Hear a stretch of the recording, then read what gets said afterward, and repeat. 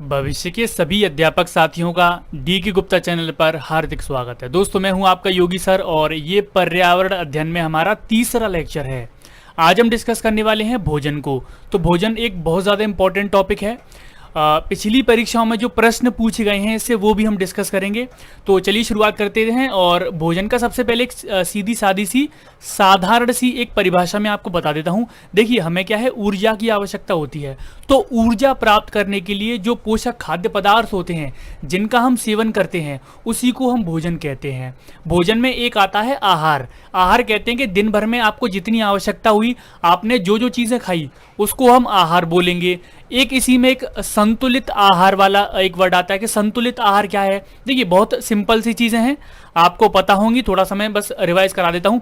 संतुलित आहार वो कहते हैं जो जितने भोजन की आपको आवश्यकता है आपके शरीर को, उतना आपने ग्रहण कर लिया, वो हो गया आपके लिए संतुलित आहार।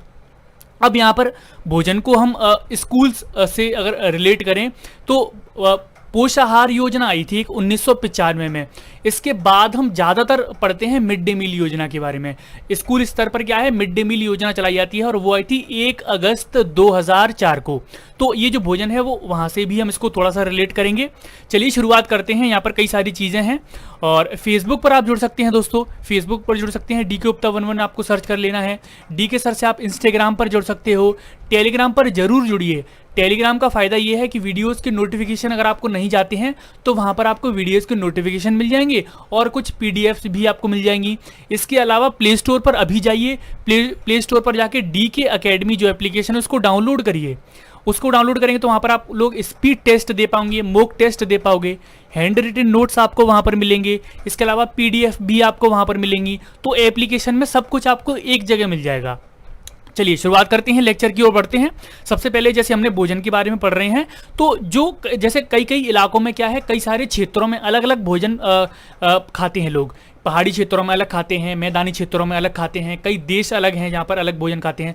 लेकिन सभी भोजन में क्या है, 6 तरह के पोषक तत्व पाए जाते हैं और इन्हीं पोषक तत्वों के बारे में हम पढ़ते हैं। सबसे पहला कार्बोहाइड्रेट है। कार्बोहाइड्रेट हमें ऊर्जा देता है तो इसके बारे में भी हम पढ़ेंगे। इसके अलावा प्रोटीन आप जानते ही हैं, इसके बारे में भी पढ़ेंगे। फैट, विटामिन, मिनरल्स और वाटर यानी कि पानी। तो इन सभी ये 6 पोषक तत्व हैं जो भोजन में पाए जाते हैं। ये आप याद रखेंगे। भोजन में पाए जाने वाले पोषक तत्वों की संख्या कितनी है? 6 है। कार्बोहाइड्रेट, प्रोटीन, वसा, मिनरल्स यानी कि खनिज, वाटर यानी कि जल, प्रोटीन और कार्बोहाइड्रेट। ठीक है, ये सारे 6 पोषक तत्व हैं जो भोजन में पाए जाते हैं। अब एक एक करके इनके बारे में पढ़ते हैं। चलिए सबसे पहले प्रोटीन के बारे में पढ़ते हैं। प्रोटीन क्या है, करता क्या है प्रोटीन? तो हमारे ग्रोथ एंड डेवलपमेंट यानी कि वृद्धि और विकास में सहायक होता है प्रोटीन। ठीक है, जो हम प्रोटीन लेते हैं, अभी मैं आपको आगे बताऊंगा प्रोटीन कहाँ कहाँ से मिलता है। तो जो प्रोटीन है वो सबसे पहले वृद्धि करता है, हमारे शरीर का जो विकास है वो करता है। इसके अलावा हमारे शरीर में जो हार्मोन्स होते हैं उनको भी प्रोटीन बनाता है। इसके अलावा हमारे हार्मोन्स, टिश्यूज़ और कोई भी चीज़ जैसे डैमेज हो जाती है, क्षति हो जाती है, तो उसकी क्षतिपूर्ति भी प्रोटीन करता है। तो ये बात आप याद रखेंगे, क्षतिपूर्ति का काम करता है। हार्मोन बनाना यानी कि हार्मोन निर्माण का काम करता है। हमारे शरीर की वृद्धि और विकास में भी ये सहायक है। अच्छा, प्रोटीन जो शब्द है वो ग्रीक भाषा का शब्द है, ये बात याद रखेंगे। ग्रीक भाषा के प्रोटीज से लिया गया है, जिसका मतलब उसका अर्थ निकाले तो ये होता है कि सर्वोत्तम खाद्य पदार्थ। ठीक है, प्रोटीन का जो मेन मतलब है, जो रूट वर्ड है वो है सर्वोत्तम खाद्य पदार्थ। ठीक है, जो प्रोटीज से निकला है। अब इसको सबसे पहले इसका प्रयोग किसने किया, किसने बताया कि प्रोटीन जो शब्द है उसको सबसे पहले प्रयोग करके किसने बताया? तो ये बात आप याद रखेंगे, प्रोटीन शब्द का सबसे पहले प्रयोग जे बर्जेलियस ने किया है। ठीक है, जे बर्जेलियस ने प्रोटीन शब्द का सबसे पहले प्रयोग किया है। अब बात कर लेते हैं, हमारे शरीर में तो होता है, खाद्य पदार्थों में तो मिलता है और हमारे शरीर तक पहुंच जाता है, लेकिन बनता कैसे है? तो अमीनो अम्ल के द्वारा ये इसका निर्माण होता है। याद रखेंगे, अमीनो एसिड, अमीनो अम्ल के द्वारा प्रोटीन का निर्माण होता है। बहुत ज़्यादा इंपॉर्टेंट पॉइंट है, इसके आगे आप इंपॉर्टेंट जरूर लिखिएगा। प्रोटीन जो निर्माण है वो 20 अमीनो अम्लों के द्वारा बनता है, यानी कि एक कण प्रोटीन का 20 अमीनो अम्ल उसमें लगते हैं। अच्छा, हमारे शरीर जो है 70% भाग किसका है? जल का है। इसके अलावा उसमें फैट वगैरह भी होता है, लेकिन जो उसमें जो 20% है वो दोस्तों प्रोटीन पाया जाता है। ये प्रश्न भी आपसे पहले एग्जाम में पूछा गया है कि हमारे शरीर में जो 20% है वो प्रोटीन पाया जाता है। चलिए आगे बढ़ते हैं। यहाँ पर थोड़ा सा मैंने आपको प्रोटीन से रिलेटेड बता दिया, अभी आगे और बताऊंगा। इसके पहले हम थोड़ा सा कार्बोहाइड्रेट के बारे में पढ़ लेते हैं। कार्बोहाइड्रेट क्या है, हमारे शरीर में क्या है, ऊर्जा प्रदान करता है। और ये बनता किससे है, तो 2 तत्व होते हैं, याद रखेंगे। एक होता है दोस्तों श्वेतसार, दूसरा होता है शर्करा। याद रखेंगे 2 तत्वों से मिलकर बना होता है श्वेतसार और शर्करा। करता क्या है, हमारे शरीर को ऊर्जा प्रदान करता है और ये इसको शरीर में ईंधन का कार्य करता है। ये बहुत इंपॉर्टेंट है। कार्बोहाइड्रेट का सबसे इंपॉर्टेंट पॉइंट ये है कि हमारे शरीर में कौन सा पोषक पदार्थ ईंधन का काम करता है। तो आपको याद होना चाहिए प्रोटीन है, सॉरी प्रोटीन नहीं है, कार्बोहाइड्रेट है, ठीक है, याद रखेंगे। अच्छा, मिलता कहाँ से है कार्बोहाइड्रेट, अब उसके बारे में चर्चा कर लेते हैं।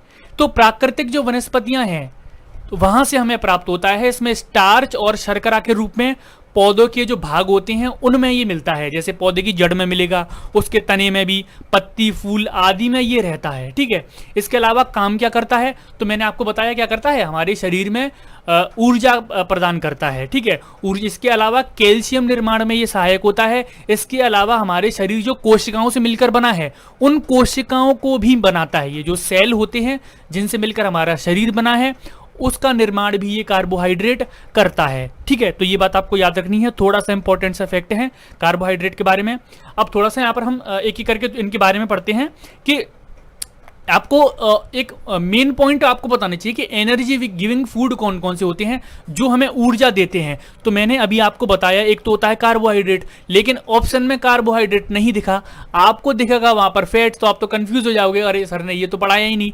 तो आपको याद रखना है कार्बोहाइड्रेट भी फैट हमें एनर्जी देता है, ऊर्जा देता है। इसके अलावा जो फैट है, फैट को हिंदी में बोलते हैं वसा, वसा भी हमारे शरीर में ऊर्जा प्रदान करता है, ठीक है। ऊर्जा होगी हमारे शरीर में तो पूरे दिन भर का हम काम कर पाएंगे। अगर ऊर्जा नहीं होगी, इसका सीधा सीधा मतलब यह है कार्बोहाइड्रेट और फैट अगर हम नहीं लेते हैं अपने भोजन में तो हम पूरे दिन का काम नहीं कर पाएंगे, ठीक है। अब मैं आपको बता दूं थोड़ा सा कि कार्बोहाइड्रेट हमें मिलता कहाँ कहाँ से है।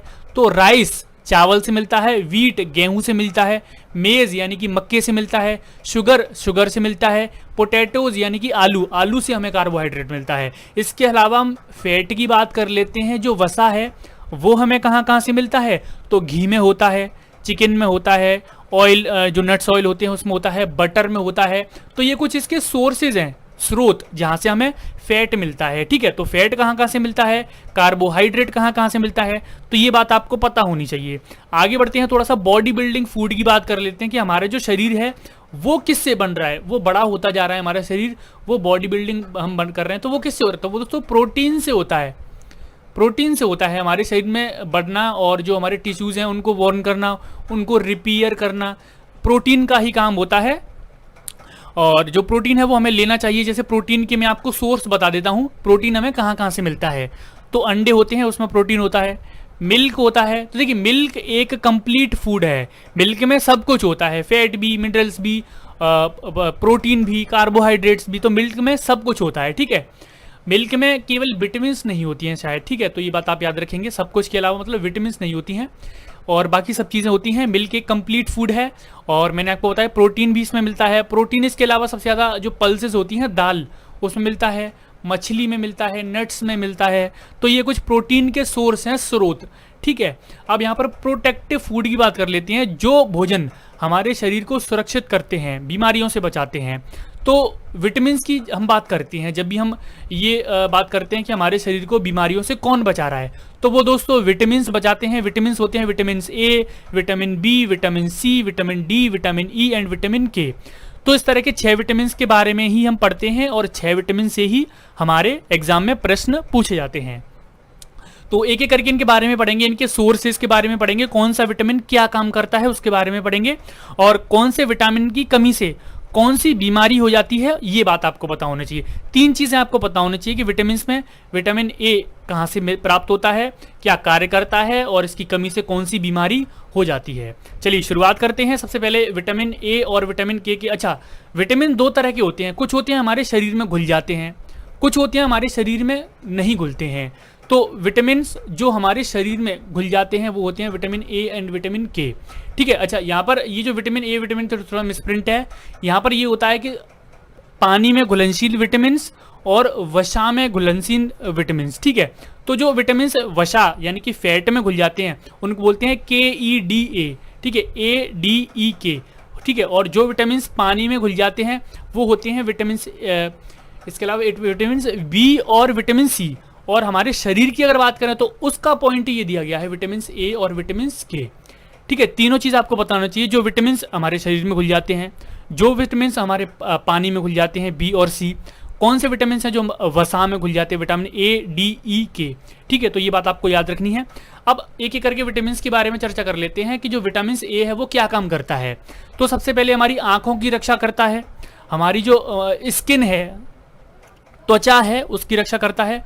फॉर्मेशन ऑफ बोन्स, हमारी हड्डियों का निर्माण करता है। हमारे टिश्यूज का भी निर्माण करता है। हमारे टिश्यूज, हड्डियों का निर्माण कौन सा विटामिन करता है? तो विटामिन ए। अच्छा, टिश्यूज बोलते हैं हिंदी में इसको ऊतक, ये बात आप याद रखेंगे, टिश्यूज को ऊतक बोलते हैं। ठीक है, अब विटामिन ए हमें कहाँ कहाँ से मिलता है? तो कैरेट्स यानी कि गाजर, ग्रीन वेजिटेबल्स यानी कि हरी सब्जियाँ, एग यानी कि अंडा और मिल्क वगैरह से हमें विटामिन ए मिलता है। चलिए विटामिन बी की बात कर लेते हैं। जो विटामिन बी है वो हमें एनर्जी देता है, ऊर्जा देता है। हमारा जो हृदय है, हार्ट, और हमारी मसल्स हैं, इनको प्रोटेक्ट करता है। हमारे जो सेल हैं, हमारे जो टिश्यूज़ हैं, उनको निर्माण करता है। सेल यानी कि कोशिका, टिश्यूज़ यानी कि ऊतक। कोशिका और ऊतक का निर्माण भी विटामिन बी करता है। इसके सोर्सेज क्या हैं? विटामिन बी हमें कहाँ से मिलता है? तो ग्रेन्स, नट्स, एग्स, मिल्क्स और ये सारी चीज़ों से हमें विटामिन बी मिलता है। विटामिन सी की तरफ चलते हैं दोस्तों, तीसरी विटामिन की तरफ। जो कट्स यानी कि हमारे शरीर में जो भी कट हो जाते हैं उनको भरने का काम। वाउंड्स बोलते हैं घाव, तो हमारे शरीर में जो घाव हो जाते हैं उनको भरने का काम करता है विटामिन सी। बर्न्स यानी कि जलना, तो हमारे शरीर में जो चीज़ें जल जाती हैं उनको सही करने का काम करता है विटामिन सी। तो इन सभी चीज़ों को ठीक करने में मदद करता है। इसके अलावा बोन्स यानी कि हड्डियाँ और टीथ यानी कि दांतों को भी मजबूत करता है। विटामिन सी हमें खट्टी चीज़ों से प्राप्त होता है, ये बात आपको पता होना चाहिए। लेमन्स और ऑरेंज, संतरा और नींबू से हमें विटामिन सी प्राप्त होता है। मैंने आपको बताया खट्टी चीज़ों से प्राप्त होता है और हमारे घाव, हमारे जलन, जो जल जाता है, जो कट जाता है, उसको ठीक करने में हमारी मदद करता है। बढ़ते हैं दोस्तों विटामिन डी की तरफ। विटामिन डी हमारी हड्डियों की ग्रोथ के लिए होता है। ठीक है, और विटामिन डी है वो, उसका सोर्स है सनलाइट, जो सूर्य का प्रकाश है, वहाँ से हमें विटामिन डी प्राप्त होता है। हड्डियों की ग्रोथ के लिए होता है और हड्डियों की ग्रोथ से कई सारी बीमारी होती हैं। जैसे एक आपने बीमारी सुनी होगी रिकेट्स, तो उसमें क्या है, हड्डियाँ टेढ़ी हो जाती हैं। तो वो रिकेट्स जो बीमारी है वो बच्चों को होती है। ठीक है, और एक मलेशिया करके बीमारी है, हाइपर मलेशिया ऐसे करके कुछ है, थोड़ा सा नाम नहीं याद आ रहा मुझे। हाइपर मलेशिया जो करके बीमारी है वो वयस्कों में होती है। ठीक है, जिसमें मतलब इतना याद रखेंगे, जो रिकेट्स है उसमें हड्डियाँ टेढ़ी हो जाती हैं, वो तो बच्चों की बीमारी है। एक मलेशिया करके बीमारी है, वो बड़ों के लिए है। जैसे बड़े आपने देखोगे हड्डियाँ टेढ़ी हो जाती हैं, तो वो बड़ों के लिए। तो विटामिन डी बहुत ज़रूरी है हमारी हड्डियों के लिए और इसका सोर्स है दोस्तों सनलाइट। विटामिन ई की बात कर लेते हैं। अच्छा, मैंने आपको यहाँ पर ये नहीं बताया कि विटामिन ए से की कमी से कौन सा रोग होता है। तो विटामिन ए से होता है दोस्तों रतौंधी। जैसे मैंने आपको बताया कि आँख से संबंधित है, तो आँख से संबंधित ही रोग है रतौंधी। आँखें कम दिखाई देने लग जाता है तो वो रतौंधी रोग। इसके अलावा जो बी है, विटामिन बी, वो उसको बोलते हैं बेरी, एक रोग है जो इसकी कमी से हो जाता है। सी होता है दोस्तों स्कर्वी, एक स्कर्वी रोग है, वो विटामिन सी की कमी से हो जाता है। विटामिन डी की कमी से मैंने आपको बता दिया, बच्चों में होता है रिकेट्स, और जो वयस्क होते हैं उनमें होता है हाइपर मलेशिया। ठीक है, और यहाँ पर विटामिन ई की बात कर लेते हैं। अगर विटामिन ई नहीं होगा तो प्रजनन नहीं कर पाओगे आप, तो प्रजनन में बहुत ज़्यादा लाभकारी है ये। इसके सोर्सेज क्या हैं? सब्जियां खाइए, तेल होता है, वीट यानी कि गेहूं, नट्स, ग्रीन वेजिटेबल्स, हरी सब्जियां हैं, तो सब्जियों का तेल भी, ठीक है, आपको पीजिए। तो ये विटामिन ई यानी कि प्रजनन क्षमता को आपकी बढ़ाता है। तो ये इसके स्रोत हैं। विटामिन के की बात कर लेते हैं। विटामिन के भी अपने आप में इम्पॉर्टेंट है, तो हड्डियों के लिए भी होता है ये। और सबसे ज़्यादा जो पूछा जाता है वो है ये रक्त का थक्का बनाने में मदद करता है। जैसे आपका कट लग गया तो कट को भरने का काम कौन सा करेगा? कट को भरने का काम करेगा आपका विटामिन सी। और विटामिन सी जैसे मैंने आपको बताया। और विटामिन के क्या है? वहाँ पर रक्त का एक थक्का बना देता है। जैसे आपको कट गया कहीं से तो एकदम ब्लड आपका निकलता ही जाएगा। अगर वहाँ पर रक्त का थक्का बन जाता है तो ब्लड रुक जाएगा। अगर आपके शरीर में विटामिन के की कमी है तो रक्त का थक्का वहाँ पर नहीं बनेगा और आपका जो ब्लड है वो निकलता रहेगा। आपने देखा जो रेड कलर का एकदम थक्का सा बन जाता है और वो ब्लड को रोक देता है, ठीक है। तो ब्लड का जो रक्त का थक्का है वो बनाने में सहायक होता है विटामिन के। अच्छा, विटामिन के हमें कहाँ से प्राप्त होता है? तो कॉफ़ी, जो कॉफ़ी होती है, कॉफ़ी पीते हैं आप, चीज़, इसके अलावा ग्रीन लीफ वेजिटेबल, जो वेजिटेबल जिनकी पत्तियां हरी होती हैं वो वेजिटेबल। तो इन सभी चीज़ों को खाया करिए आप, ठीक है। इससे क्या होगा, आपको बहुत फ़ायदा होता है, विटामिन के मिलती है आपको इससे। अब आगे बढ़ते हैं। यहाँ पर विटामिन के बारे में चर्चा कर ली, प्रोटीन्स के बारे में चर्चा कर ली, मैंने आपको फैट के बारे में भी बता दिया, मैंने आपको कार्बोहाइड्रेट्स के बारे में भी बता दिया। अब मिनरल्स के बारे में चर्चा कर लेते हैं, खनिजों के बारे में। तो खनिज क्या करते हैं, इनका काम क्या होता है? सबसे पहले जो स्ट्रॉन्ग करते हैं हमारी हड्डियों को, हमारे दांतों को, ठीक है, बोन्स और टीथ को स्ट्रॉन्ग करते हैं मिनरल्स। हेल्थी फूड बनाने में मदद करते हैं, हेल्थी ब्लड बनाने में मदद करते हैं, आपका जो रक्त है वो एकदम हेल्दी होगा।